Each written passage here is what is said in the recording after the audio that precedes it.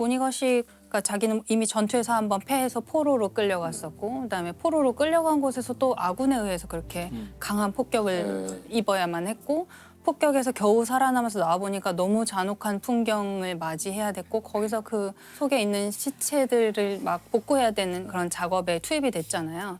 이 모든 일을 겪고 미국에 다시 돌아왔을 때 22살이었어요.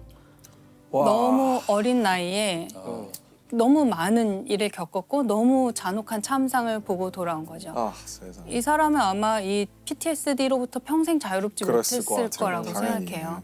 얼마나 생각났겠어요. 밤에 자려고 누우면 생각나고 내가 막 다시 그 전쟁에 간 거 나가 같고 어디서 쿵 소리만 나면 막 다시 그 전쟁의 공포가 다시 되살아나고 아마 평생을 시달렸던 것 같아요. 이분은 굉장히 이 역사 속에서 너무나 많은 피해를 입은 한 개인인 거죠. 이 제오도살장이라는 책에 보면 제가 지금 말씀드린 이 작가의 이야기가 완전히 책에 다 들어있어요. 작중 인물도 똑같이 군대에 갑자기 끌려가게 되고 군대에서 별로 중요하지도 않은 어떤 보직을 맡고 있다가 또 집에 왔는데 부모님이 누가 사망했고 이런 이야기가 계속 그대로 나와요. 자전적 소설이에요. 네, 굉장히 자전적인 소설이에요. 전쟁에 참전하게 되고 포로 수용소로 끌려가서 아주 가혹한 어떤 대우를 당하고 돌아와서 전쟁이 끝난 다음에 자기 뭐 검안사를 이렇게 안과 의사 그런 걸 하면서 이제 나름대로 자기 인생을 살아가는데요.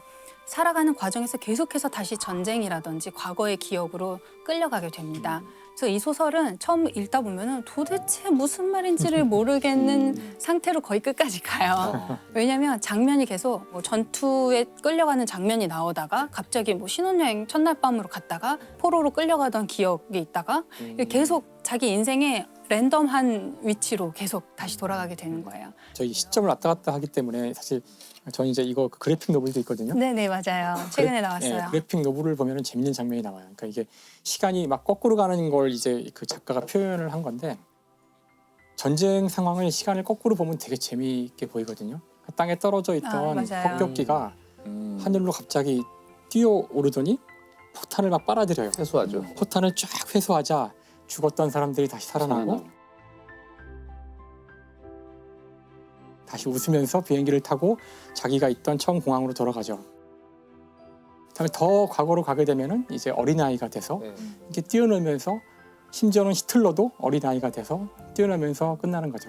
하지만 이것을 시간을 앞으로 돌리면 이제 끔찍한 전쟁의 모습이 되는 거죠. 그래서 그 시간을 이용해서 여러 가지 그 상황들을 아주 다채롭게 보여주는 그런 책이에요. 근데 왜 제5 도살장이에요? 작중에서 끌려가는 곳이 제5도살장이라는 건물로 끌려가게 돼요. 이 사람이 갑자기 뭐 다시 전쟁터의 기억을 되살린다던가 할 때 뭔가 납치되어서 끌려가는 것 같은 느낌이 드나 봐요. 처음에는 이제 기억이 자기를 계속 납치해서 어딘가로 데려다 놓다가 이제 급기야는 외계인한테 납치를 당해요. 그래서 자긴 그냥 집에서 쉬고 있었는데 우리 집 마당에 우주선이 이렇게 오더니 외계인이 나를 데리고 가는 거죠. 트라이팔마도어 행성이라는 곳에 이제 자기를 부려놓는데 인류원이라고 할까요? 동물원 대신에 인류원 같은 곳에 이제 도착하게 됩니다. 거기서 자기는 완전히 발가 벗겨진 상태로 내가 먹고 자고 싸고 이 모든 장면을 이 외계인들이 자기를 구경하고 있는 거예요. 이 몸짓 하나하나에 막 환호하면서 오 지구인은 저런가 봐 막 이러면서 근데 이 트라이팔마도어 행성에 사는 이 외계인들은 어떤 특징을 갖고 있냐면 모든 시간을 다 보는 존재예요. 그래서 트라이팔마도어 행성에 사는 외계인이 사람을 보면 네 발로 기어가는 어린 아이일 때부터 나중에 이제 지팡이를 짚고 걷는 노인의 모습까지를 한꺼번에 본다는 거예요. 그러니까 이 외계인들이 저희가 파인만 편할 때 얘기했던 컨택트에 나오는 그 외계인. 그리고 이 외계인들이 하늘에 있는 별을 볼 때도 그 별이 탄생할 때부터 죽을 때까지를 다 한꺼번에 보고 있다는 거예요. 그래서 경로를 다 보고 있기 때문에 밤하늘이 반짝이는 스파게티로 가득하다. 이 행성의 외계인들이 보기에는. 근데 이 작가가 이런 외계인에 대해서 얘기를 하는 이유는 이 외계인이 모든 시간을 보는 존재라는 게 되게 중요한 것 같아요. PTSD를 가진 사람이 자꾸 과거의 기억으로 다시 빨려 들어갈 때에는 그 과거에 무슨 일이 일어났는지 알잖아요. 이미 알고 있거든요. 얼마나 괴로운 사건인지를 이미 알고 있고 내가 지금 이 순간으로 가면 잠시 뒤에 내 와이프가 사고를 당해서 죽을 것이고 내가 좀 이따가 비행기 사고로 추락할 것이고 이 장면을 본인 알고 있는데 그대로 살 수밖에 없는 거예요. 주어진 삶을 그냥 그대로 살 수밖에 없고 인생의 모든 순간을 다 알고 있지만 그걸 그냥 묵묵히 살아가는 어떤 한 인간을 계속 묘사하고 있는 것 같아요. 근데 보통 이렇게 트라우마가 있으면 다시는 생각하고 싶지도 않고 이런데 굳이 이 기억들을 다시 소환해서 왜 소설로 쓴 걸까요? 아마 치유의 과정이 아니었을까 생각이 돼요. 어차피 PTSD 환자는 거기서 벗어날 수 없으니까 안 쓴다고 해서 글로 안 가는 것도 아니고 실은 이 트라우마라는 게 인간을 보호하기 위해서 생긴 진화 과정이잖아요. 다시는 그런 일이 겪지 않도록 계속 그걸 기억하게 하고 절대 잊어버리지 않게 계속 상기시키고 안 쓴다고 해서 거기를 벗어날 수 없는데 오히려 쓰면 이게 객관화될 수 있다고 생각해요. 우리가 글을 이용할 때 자신의 생각을 눈앞에 늘어놓고 볼 수 있다는 장점이 있는 거거든요. 그래서 이게 머릿속에서 그냥 있는데 잊어야지 하는 거랑 이걸 써놓고서 이런 사건이 있는데 이게 내가 잊어야 될 대상이라는 명확하게 그럼요. 이걸 실제로 만드는 것도 이걸 치료하는 과정에서는 큰 도움이 되지 않을까. 그렇게 하죠. 그렇게. 그리고 썼을 때 소설로 발표하잖아요. 그걸 독자가 읽고 훌륭한 작품이다, 감동했다. 저는 이렇게 말해주는 게 굉장히 치유에 도움이 될 거라고 자기의 생각해요. 자기가 겪었던 고통이나 감정을 공감해주는 독자들이. 나누고. 저도 처음에 작가가 됐을 때 뭐 제 개인적인 경험을 잘 쓰진 않지만 그런 걸 쓸 때가 있어요. 그러니까 우회적으로. 근데 쓰기 전에는 쓰면 큰일 날 것 같았어요. 이거 나 혼자만 알고 있는 것이고 아무한테도 말한 적도 없지만 써도 되나 막 이러면서 해서 내놨는데 사람들은 별로 대수롭지 않게 받아들이는 거예요. 그 재밌네. 부분이 어느 소설의 몇 페이지인가요? 글쎄 어딘가 있겠죠. 그래서 사람들이 이걸 보면서 이번 소설 작가님 잘 읽었습니다. 뭐 이번 잡지에 실렸던데 읽었습니다. 근데 별거 아니고. 그 사람이 나를 이상한 눈으로 보지도 않고 나한테는 굉장히 커다란 어떤 문제가 다른 사람에게는 대수롭지 않은 것일 수 있구나. 요거를 경험하는 것만으로도 저는 굉장히 좋다고 생각해요.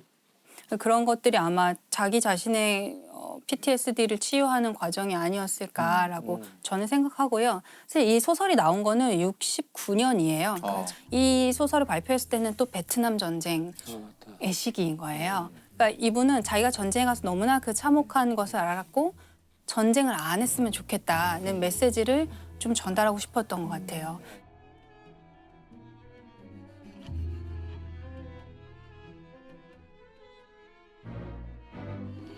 베트남전을 반대하면서 소설을 발표하고서 굉장히 이제 스타 작가가 되게 됩니다.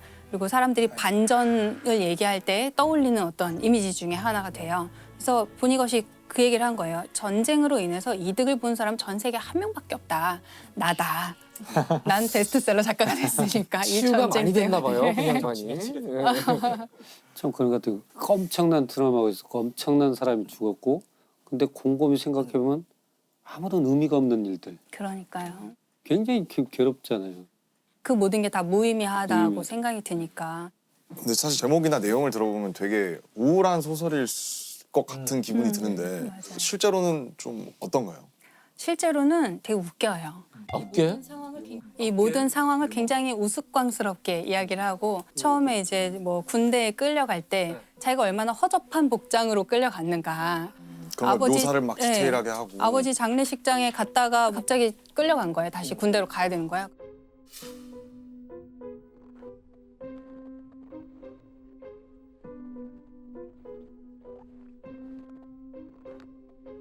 그런 광경에서 자기가 얼마나 꼴이 우스운지 그리고 또 이 사람 굉장히 아직 전쟁에 대한 마음의 대비가 안 돼 있는 상태로 끌려갔기 때문에 되게 겁이 많고 약간 찌질한 상태잖아요. 아, 그러면 재밌어요. 그거를 이제 자꾸 넘어져요. 자꾸 넘어지고 막 쓰러져서 정신을 잃고 막 이러니까 옆에 있는 병사들이 또 도와줘야 되잖아요. 같이 가야 되니까. 낙오되면 안 되니까. 장준 아니야? 그래서 계속 이렇게 살려주면서 내가 너를 몇 번이나 더 살려줘야 되니? 뭐 이런 식의 이제 이야기로 풀기도 하고요. 계속해서 슬픈 광경에 대해서 얘기하고는 있지만 어쩔 수 없는 거지 뭐. 인생이 사는 게 다 그렇지 뭐. 이런 식의 죽음을 굉장히 뭐 그렇지 뭐 이렇게 표현하는 거죠. 그냥 그런 거지 뭐 이런 거고요. 이런 작품이라면 본인 스스로 하면서 치유가 됐을 법도 한 느낌이 드네요.